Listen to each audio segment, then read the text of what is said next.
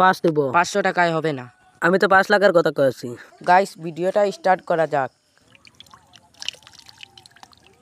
Sir এখানে এমএলএর কোনের list আছে। এই লিস্টে কার কার নাম আছে? রাশেদ খান, জাভেদ খান, টিক্কা খান। ও আচ্ছা। আরেকটি নাম রয়েছে, নামটি হলো ঋতু।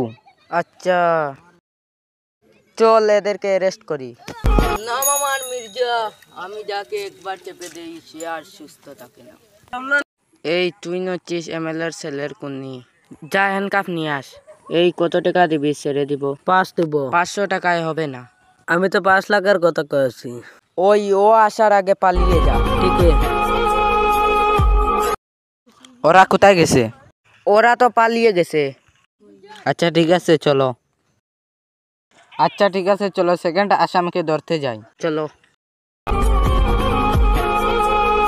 ওই তুই হচ্ছিস এমএলএর ছেলের 2 নম্বর খুনি, যা হ্যান্ডকাফ নিয়ে আস। না স্যার আমি যাব না, আমি যাবার পর আসামি চলে যায়। ঠিক আছে এদেরকে এভাবে নিয়ে চলো।